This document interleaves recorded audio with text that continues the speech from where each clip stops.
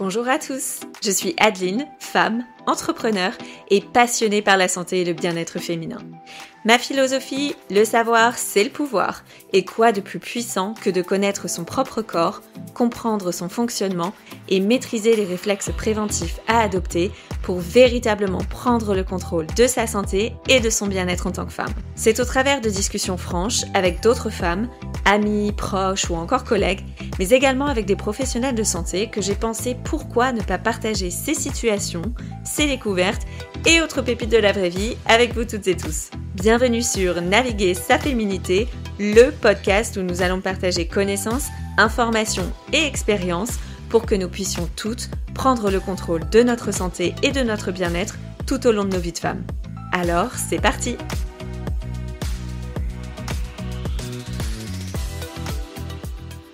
Saviez-vous que dans l'Antiquité, les règles étaient souvent considérées comme impures, voire dangereuses? Les Égyptiens croyaient que le sang menstruel avait des pouvoirs magiques, tandis qu'au Moyen-Âge, en Europe, les femmes étaient parfois isolées pendant leurs règles car on pensait que ce sang portait malheur ou pouvait causer des maladies. A l'inverse, dans certaines cultures autochtones, les menstruations étaient vues comme un moment de puissance spirituelle et de connexion avec la nature. Bien que souvent dépassées, ces croyances ont laissé des traces dans notre compréhension moderne du cycle menstruel. Même aujourd'hui, il existe encore des mythes qui peuvent influencer notre vision de la santé menstruelle et conduire à quelques petits malentendus concernant le sujet. Alors, dans cet épisode, je vous propose de démystifier certaines de ces idées reçues. Idée reçue numéro 1, un cycle menstruel normal dure 28 jours.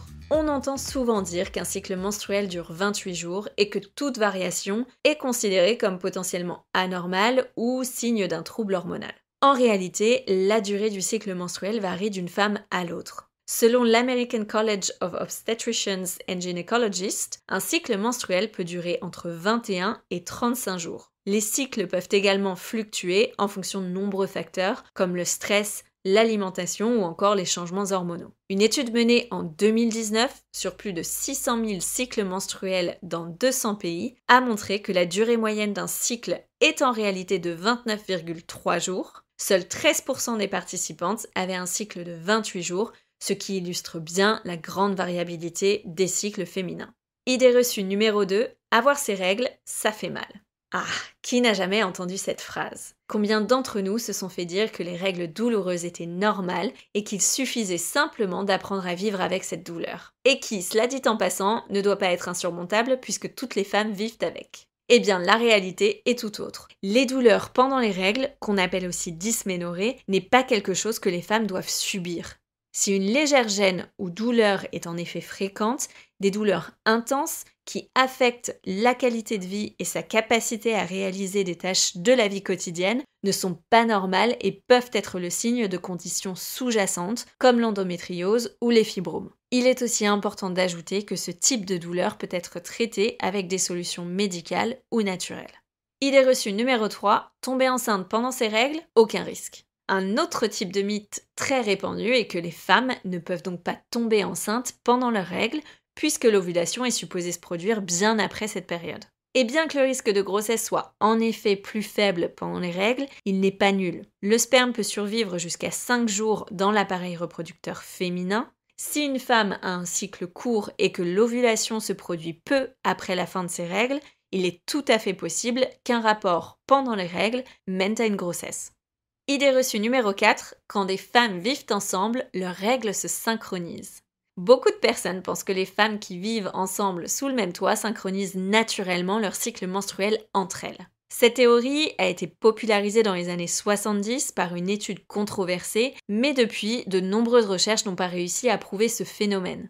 Des fluctuations naturelles dans les cycles peuvent donner l'illusion d'une synchronisation, mais il n'existe aucune preuve scientifique solide à l'appui de cette théorie. En 2017, une étude menée sur 360 femmes vivant en communauté n'a trouvé aucune preuve statistique significative de synchronisation menstruelle. Selon les chercheurs, les fluctuations individuelles des cycles sont plus probables que de véritables alignements hormonaux.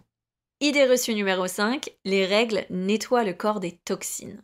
Certaines croyances veulent que les menstruations soient une forme de nettoyage naturel du corps, éliminant les toxines accumulées chaque mois. Il est important de rappeler que les règles ne sont en aucun cas un processus de détoxification.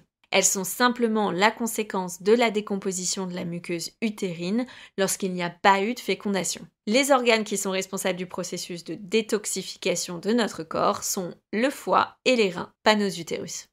Dernière idée reçue, les règles rendent les femmes irrationnelles, ou déraisonnables, ou encore émotives à cause des fluctuations hormonales.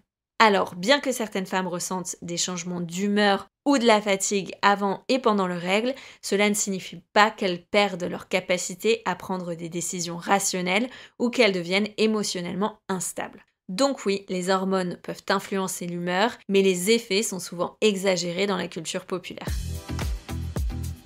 En abordant les mythes autour du cycle menstruel, on réalise à quel point la compréhension de notre corps évolue, mais aussi combien de zones d'ombre subsistent. Si déconstruire ces fausses croyances est un pas important, il y a encore tellement à apprendre sur la santé menstruelle et surtout sur son lien avec d'autres aspects de notre santé et de notre bien-être. Par exemple, comment le cycle menstruel peut influencer nos émotions ou encore nos performances physiques. Et au-delà des règles, comment comprendre l'impact des fluctuations hormonales sur le sommeil, la digestion ou encore la gestion du stress. Pour plus d'infos sur le sujet, je vous laisse tous les liens en description de l'épisode. Si vous avez la sensation d'avoir découvert quelque chose de nouveau sur vous-même, votre corps ou votre santé aujourd'hui, je vous encourage vraiment à partager cet épisode avec les femmes qui vous entourent.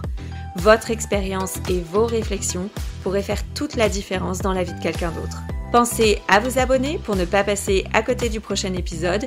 Et si vous avez envie de donner un coup de boost à ce podcast, n'hésitez pas à nous laisser 5 étoiles. À très vite!